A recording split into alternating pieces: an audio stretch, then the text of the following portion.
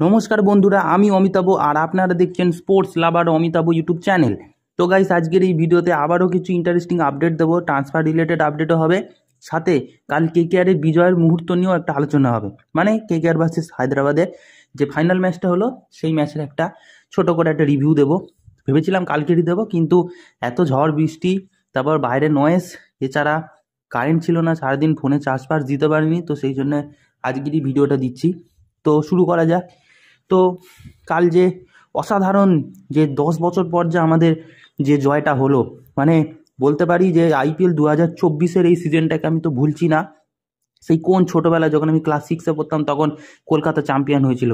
10টা বছর ব্যর্থ হতে হতে হতে আজ সমস্ত সমর্থকদের কাছে মানে কি বলবো, মুখ দেখানোর মতো ছিল না। সেখান থেকে আজ 10টা বছর পর আবারও আমরা তৃতীয়বার জয়ী হলাম।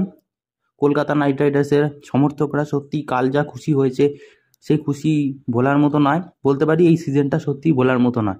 টপ 1-এ থেকেছিলাম, আবার চ্যাম্পিয়নও। সত্যি গৌতম গম্ভীর আসতেই একদম এই ভাঙাচোরা দলটাকে পুরো বদলে দিল। সাথে ক্যাপ্টেন্সি এবং দলের প্রতিটা প্লেয়ারদেরও অবদান তো আছেই। তো কাল টসে জিতে হায়দ্রাবাদের ক্যাপ্টেন প্যাট কামিন্স প্রথমে ব্যাটিংয়ের সিদ্ধান্ত নেয়। খুবই একটা ভুল সিদ্ধান্ত, কারণ বিপক্ষের মাঠে যে প্রথমে ব্যাট করবে তার কিন্তু রান তোলা কিন্তু সত্যি খুব অসম্ভব হয়ে ওঠে। মানে স্কোরিং রান কখনোই করা যায় না। আমরা তো আমাদের দল তো খেলে দেখেছি চেন্নাইয়ের সাথে, তো তাই জন্যে টসটা আমাদের দিক দিয়ে, আমরা হয়তো টস হেরে গেলেও কিন্তু টসের অ্যাডভান্টেজ আমরা পেয়েছি। তো হায়দ্রাবাদ প্রথমে ব্যাট করে কিন্তু একেবারেই শেষ হয়ে গেছিলো। ট্রাভিস হেড তো ব্যাটে আসছিলই না, স্ট্রাইকেই আসছিল না। অভিষেক শর্মাকে দিয়ে স্ট্রাইকে নিয়ে আলো, অভিষেক শর্মাও একেবারে শেষ হয়ে গেল। 2 রান করেই বোল্ড হয়ে গেল মিচেল স্টার্কের বলে। আর মিচেল স্টার্ক হলো বিগ ম্যাচ প্লেয়ার, দাম প্রচুর নিয়েছে, তো তাই জন্য বিগ ম্যাচেই তো ভালো খেলবেই। মিচেল স্টার্ক 2টো উইকেট নিয়েছে। এছাড়া তারপর ট্রাভিস হেডকেও আউট করে দিল বৈভব আরোরা বলে। কমন উল্লাহ গুরবাজের অসাধারণ ক্যাচে রাহুল ত্রিপাঠীও সেরকম কিছু একটা ভালো খেলতে পারলো না। অন্যদিন ভালো খেলে, কিন্তু কালকের একদমই শেষ হয়ে গেছিল। বলতে পারো কালকের সানরাইজার্স হায়দ্রাবাদের টপ অর্ডার থেকে মিডল অর্ডার, লোয়ার অর্ডার সব শেষ করে দিয়েছিল এই কেকেআরের বোলাররা। একটা সময় তো মনে হচ্ছিল যে 100 তুলতে পারবে না, তাও প্যাট কামিন্স এসে কিছুটা খেলে দিয়েছে।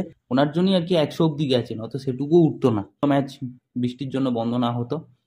তো এই ছিল টসে জিতে তাদের ব্যাটিং করার সিদ্ধান্ত হয়ে, তারপর বুঝলো যে কি বড় ভুলটা করেছে একেবারে। তো 113 রান করলো। 113 রানের পর মাত্র 120 বলে 114 রান চেস করার কথা ছিল। নাইট রাইডার্সেরও প্রথমে ব্যাট করে এসে গুরবাজ অসাধারণ ঝোড়ো ব্যাটিং করলো। 32 বলে 39।